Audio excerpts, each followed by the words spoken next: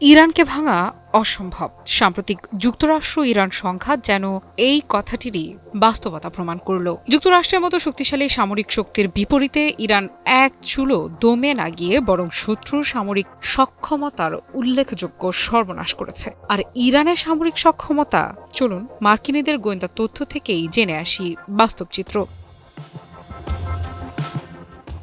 Iran কি মধ্যপ্রাচ্যের সবচেয়ে ভয়ঙ্কর শক্তিগুলোর একটিতে পরিণত হচ্ছে? যে হামলাগুলোকে অনেকেই ভেবেছিলেন তেহরানের জন্য বড় ধাক্কা, সেই হামলার ক্ষত কাটিয়ে এখন উল্টো আরও শক্তিশালী হয়ে উঠছে দেশটি। এবার মার্কিন গোয়েন্দা সংস্থাগুলোর নতুন তথ্য ঘিরে শুরু হয়েছে তীব্র আলোচনা।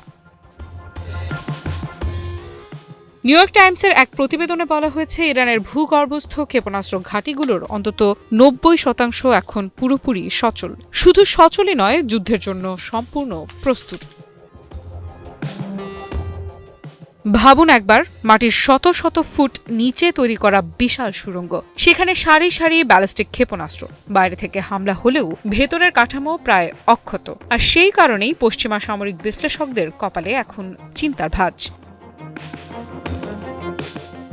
মার্কিন কর্মকর্তারা বলছেন, ইরান তাদের ক্ষেপণাস্ত্র নেটওয়ার্ক এমনভাবে তৈরি করেছে যাতে বড় ধরনের বিমান হামলাও মূল অবকাঠামো ধ্বংস করতে না পারে। বিশেষ করে ইমাদ এবং খেইবার শেকানের মতো দূরপাল্লার ক্ষেপণাস্ত্রগুলো রাখা হয়েছে অত্যন্ত সুরক্ষিত মিসাইল সিটিতে। এসব ঘাঁটি শুধু গোপনই নয়, যে কোনো মুহূর্তে পাল্টা হামলা চালানোর জন্যও প্রস্তুত।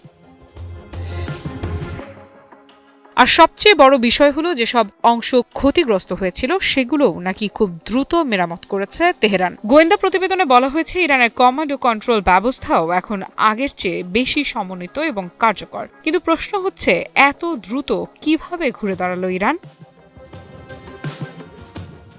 বিশ্লেষকদের মতে, বছরের পর বছর ধরে ইরান তাদের সামরিক অবকাঠামোকে ডিপ ডিফেন্স কৌশলে সাজিয়েছে। অর্থাৎ এক জায়গা ধ্বংস হলেও পুরো নেটওয়ার্ক অচল হবে না। প্রতিটি ঘাঁটি আলাদা, কিন্তু আবার পরস্পরের সঙ্গে সংযুক্ত। এ কারণেই সাম্প্রতিক হামলাগুলো বড় ক্ষতি করতে পারেনি বলে ধারণা করা হচ্ছে, বরং হামলার অভিজ্ঞতা থেকে নতুন কৌশলও শিখেছে তেহরান।